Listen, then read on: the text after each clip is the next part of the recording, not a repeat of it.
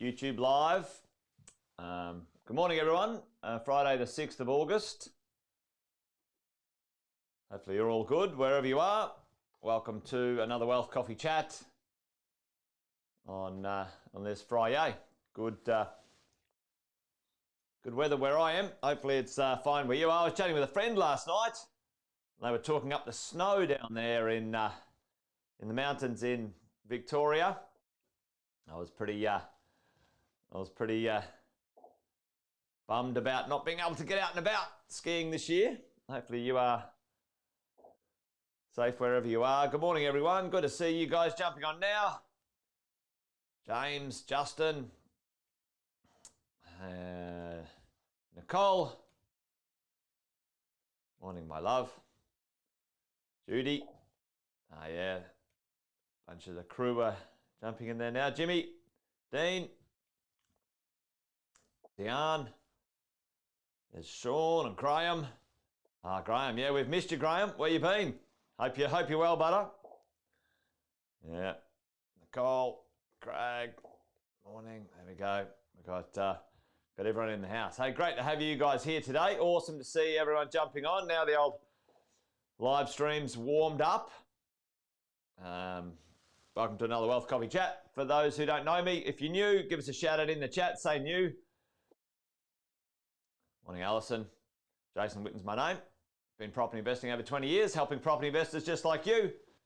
Over 18 across 2 countries.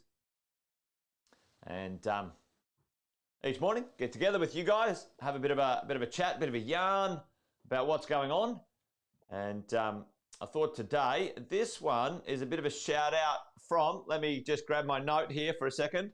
Stick with me. Lauren. This one's a shout out to Lauren. Lauren Retty. And Lauren sent me a bit of a message a few weeks ago now about the principal place of residence strategy. And I'm going to talk about that today. Yeah, another 7 days for Vic lockdown. Wherever you are, team, stay safe, stay well. Reach out if you've got any stresses or challenges. But we can do this together. We stick together. We'll get through it. That's what I do know. Hey, Chris, all the way from Perth. Good to see you, mate. Thanks for joining us. Awesome to have you on today as well.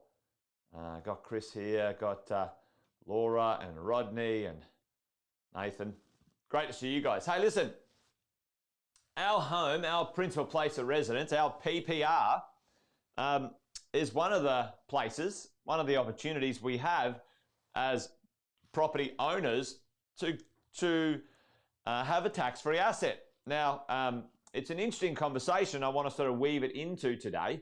There's a number of places that we can have some legal tax-free returns and tax-free gains, and I want to talk about those in a second, and I want to maximize the conversation, the understanding around your principal place of residence. So while I get myself set up, give me a shout out in the chat. Our home is capital gains tax-free if we ever sell it. Our principal place of residence. Where are the other few places, 2 or 3 places that we can own properties or any asset really, and we can get a capital gains tax-free sale price or a return? Chuck that in the chat for me while I get myself sorted.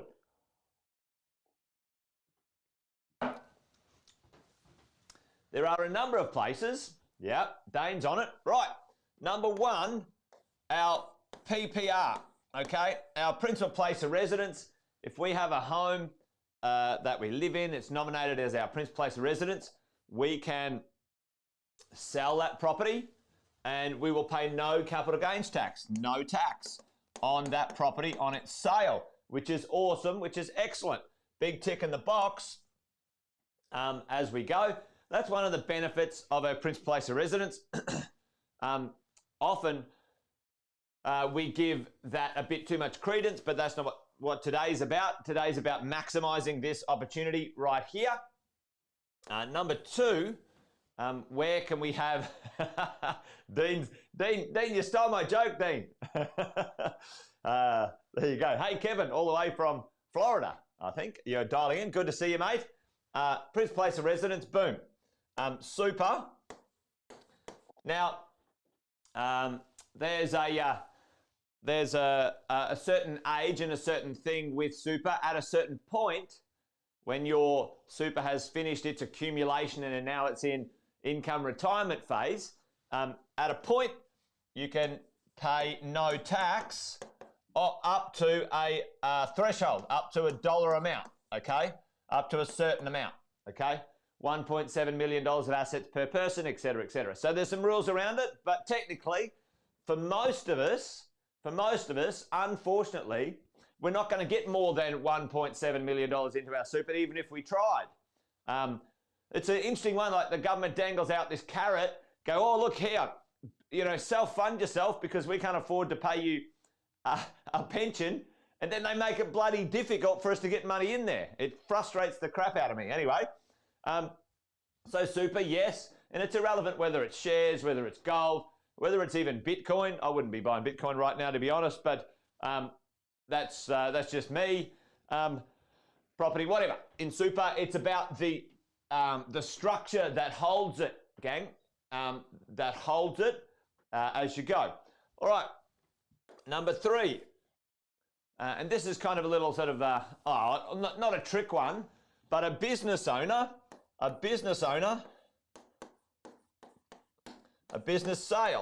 okay? So business owners have the possibility to sell their business and or a property they ran their business from. There's a couple of rules. And at the moment, if you qualify, it's a $2 million capital gains tax-free concession. Okay, so like, awesome. Wow. So if you think about this, when we look at this, and Dean nicked my joke, there is a 4th way. You can be a politician and you can get 2. The second PPR, politicians get 2 capital gains tax-free properties, gang. How's that? How's that? But anyway, so these are the 3 we've got to work with, gang. I'm going to work with this one today. We're going to talk about our principal place of residence, our PPR, and how we can maximize that as we roll over the next 15, 20, 30 years, okay? Because if you have a look at our timeline and our process that we go through, you guys know this, the 3 stages of our property wealth. In acquisition, most of us start out with our home, our PPR, and we use our PPR often as our deposit machine. It's a place where we get some money from, and then, you know, we get a chance to buy investment properties with it, which is fantastic, which is great. The thing with a principal place of residence, where we start now and where we want to be in 20 or 30 years' time with our own home, is an opportunity to create more wealth, okay? So what we do, we teach a system, a strategy called the PPR upgrade strategy, all right? So I want to talk to you guys about the PPR upgrade strategy. And let's just say right now, for example, wherever you started out, maybe you purchased, I'm just going to use $500,000 because that's good round numbers, okay? Good round numbers. Now, I do know owning a principal place of residence, depending on how much debt you have, if you set yourself up properly and you accelerate the home loan debt being paid off, because, gang, what is it? So your home, your principal place of residence, the house that you live in, that debt is not tax deductible. You guys know this. It doesn't create an income. There's no tax deductions on your home loan debt, like the home that you live in. Now, the only value in that is the equity / value in the property, the capital growth. And a lot of people don't use it. I talk about this all the time. Lazy money, crikey. $500,000 value. And let's say over a 10 to 15 year period, you could have this property paid off to 0. So that, let's say that debt was 400, and in this period, you'd pay that debt down to 0, okay? So you've got 2 decisions at this point in time. So the owner-occupier debt, gang, even if you're using the principal place of residence as security for some investment properties, no problems. Still, the debt that is your personal owner-occupier debt, pay it down. Investment properties, perfectly fine. They can help us accelerate that debt reduction. Matter of fact, you guys know this. But we get to a point and we've got our owner-occupier home paid off. Now, we ask ourselves, we have two choices. Number one, it is the upgrade / reno where you are. Maybe that property is in a good location, but now that property is 20, 30, 40 years old. It needs to be improved. So you renovate or upgrade that property. Let's say it's now worth $1 million. Let's say it's now worth $1 million. You've got zero debt on it. You might use 200 or 300K of that to reno the property, okay? So now you maximize the property in location, okay? Now the challenge is, in this PPR upgrade strategy here, the reno strategy, maybe that suburb that you could afford when you first started, maybe there's other better suburbs now that you've built your investment portfolio, you know, your wages, your salaries and wages have increased. You can buy, technically you could buy a better suburb, okay? So there's one, renovate it in place, or two, sell and upgrade from here, okay? Now, technically, you've got to work out the budget and the math, okay? But what I like to do is I like to say, what would be an affordable, comfortable position for you to be in? So right now, you could upgrade, depending on your lender and your cash flow, you could go from $1 million property, I would say, to 1.5 to 2 million. So now you could double the value of your location. You could go no debt, 50% LVR. 50% LVR is quite a safe loan to value ratio. You get good borrowing terms. And again, now you start the debt reduction process. You want to pay that off again in 10 to 15 years time. So let's say we bought it for $2 million. We only had a $1 million debt on it. Again, in period of time over here, this property now is worth $4 million. This is 20 to 30 years later. So gang, remember this takes time. And you know what? Why shouldn't you? Like, think about this. If you're now 35, 40, 50, you're only going to be 65, 70 here. Your property now is worth $4 million with zero debt. And if you were to sell that property, boom, tax-free, no tax. So for me and you, think about this, all right? As we go along, opportunity between 2 or 3 times to upgrade our principal place of residence along our investment journey, okay? Because the home we live in is tax-free. Now, come down here and let's have a look at this. You've got this property. It's worth $4 million. Let's say your family, you want to keep that property in the family, okay? And you're retired and you want some extra cash. Perfectly fine. Sell that property to your family for $1 million. Get some cash out, and maybe your children can take over that property, keep it in the family. All right? Tax-free cash out for you. You could mortgage against the property, take $1 million out, and maybe the kids just continue and own that property. There's a multiple of choices at that point that you could do some things with. And right now, this sort of idea team, when we combine the idea that we have one, let's just be conservative, and let's just say, if you had a strategy right now that you could have a sale of your PPR at the right time, it's, you know, whatever it is, it might be 65, 70, $3 million tax-free, two people in a couple, $1.7 million each is $3.4 million of assets in your super tax-free.